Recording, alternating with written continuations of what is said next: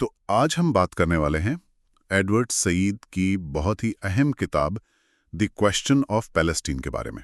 हमारे पास इस किताब का एक गहरा विश्लेषण है और हम उसी के आधार पर आज इसे समझने की कोशिश करेंगे। हाँ, ये किताब बहुत महत्वपूर्ण है। बिल्कुल। तो मकसद यही है कि इसके जो मेन तर्क हैं, इसका क्या असर रहा और फिलिस्तीनी कहानी को समझने में ये क्यों जरूरी है, इस पर बात करें।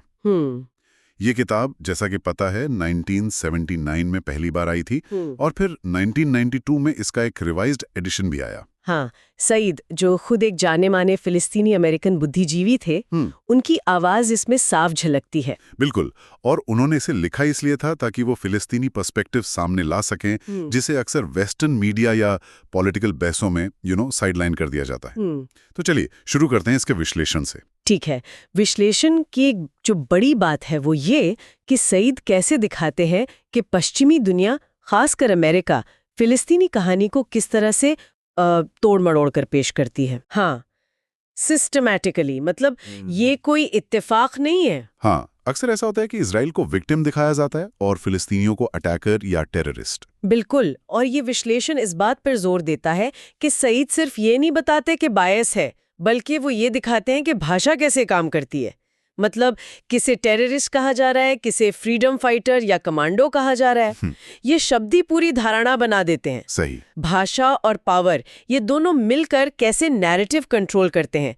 सईद ने लिखा भी है कि अमरीकी चेतना में फिलिस्तीनी लोग हैं ही नहीं, वो या तो खतरा है या आतंकवादी या फिर बस ज्यादा से ज्यादा शरणार्थी। ये बहुत पावरफुल पॉइंट है। और विश्लेषण ज़ायोनीवाद पर सईद के नजरिए के बारे में क्या कहता है? हाँ, ये समझना बहुत जरूरी है। विश्लेषण बताता है कि सईद ज़ायोनीवाद की आलोचना यहूदी धर्म या यहूदी लोगों के तौर पर नहीं करते, बिल्कुल नहीं। अच्छा। बल्कि वो इसे एक कॉलोनियल प्रोजेक्ट के तौर पर देखते हैं, एक ऐसी राजनीतिक परियोजना जिसने एक पहले से बसी हुई आबादी यानी फिलिस्तीनियों को उनकी जगह से हटाया। तो वो इसकी तुलना दूसरे कॉलोनियल प्रोजेक्ट से करते हैं? हाँ, बिल्कुल।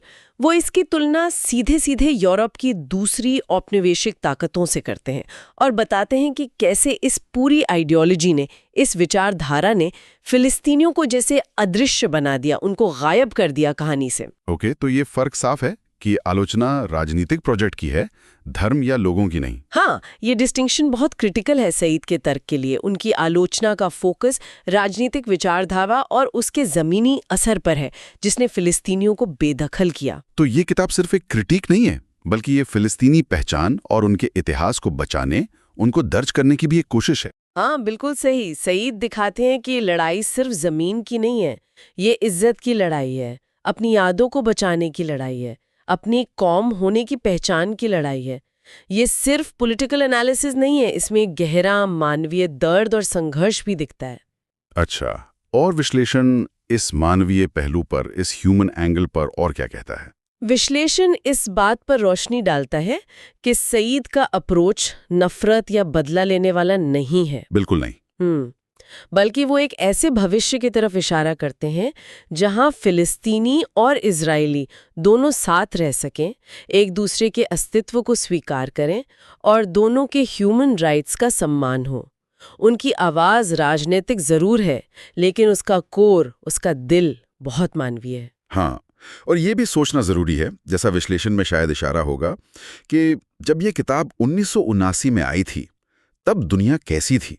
बिल्कुल। उस वक्त पीएलओ को, मतलब पैलेस्टाइन लिबरेशन ऑर्गेनाइजेशन को, ज्यादातर दुनिया एक टेररिस्ट ग्रुप ही मानती थी। हाँ, और अंतर्राष्ट्रीय मंचों पर फिलिस्तीनियों की आवाज, उनकी बात रखने का स्पेस बहुत ही कम था, लगभग ना के बराबर। सही कहा। तो उस दौर में जब ज्यादातर पश्चिमी ऑडियंस सिर्फ इजरायली पर्सपेक्टिव ही सुन रही थी, सईद की किताब का आना अपने आप में एक बड़ी घटना रही होगी। हाँ, एक धमाके की तरह थी। इसने उस खामोशी को तोड़ा। इसका इम्पैक्ट, जैसा विश्लेषण बताता है, काफी गहरा हुआ। इसने वेस्टर्न एकेडमिक सर्कल्स में, पॉलिटिकल बहसों में फिलिस्तीनियों को एक आवाज दी, एक जगह दी। और वो जो पोस्ट कॉलोनियल एनालिसिस की बात है, वो क्या है?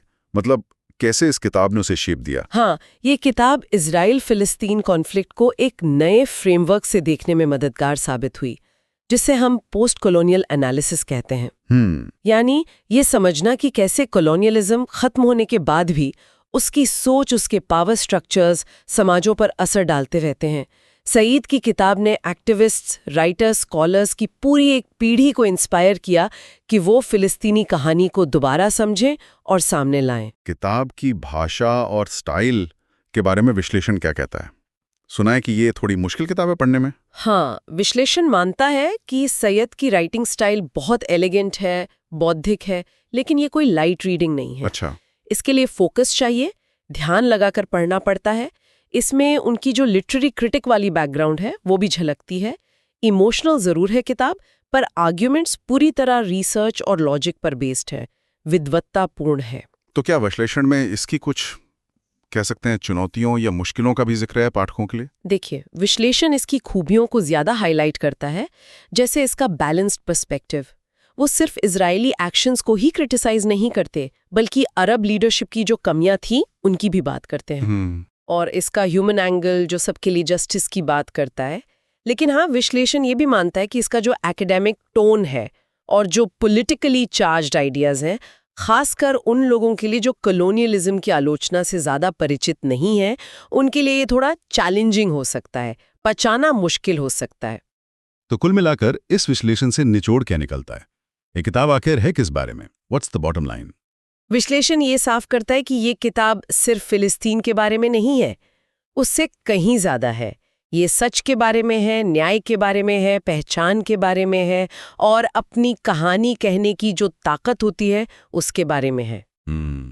ये सवाल उठाती है कि किसकी कहानी सुनी जाती है और किसकी कहानी दबा दी जाती है या मिटा दी जाती है। और विश्लेषण के हिसाब से ये किताब किन लोगों को पढ़नी चाहिए? Who is it for? ये उन सबके लिए है जो इस कॉम्प्लेक्स कॉन्फ्लिक्ट की जड़ों को समझना चाहते हैं।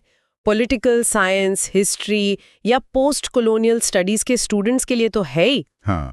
और साथ ही हर उस रीडर के लिए जो जस्टिस में यकीन रखता है और ईमानदारी से मुश्किल मुद्दों को समझने की कोशिश करना चाहता है। बिल्कुल। जो एक इंटेलेक्चुअली ऑनेस्ट पर्सपेक्टिव ढूंढ रहा है। बिल्कुल। और यहीं पर एक अहम सवाल उठता है जिसे विश्लेषण भी कहीं ना कहीं छूता है कि आज की जो इतनी उलझी हुई दुनिया है उसमें सईद जैसे अलग अलग नजरिए जो अक्सर हाशिए पर धकेल दिए जाते हैं, उनको समझना, ये हमारी अपनी सोच को, दुनिया को देखने के हमारे तरीके को कैसे बदल सकता है या शायद और गहरा बना सकता है।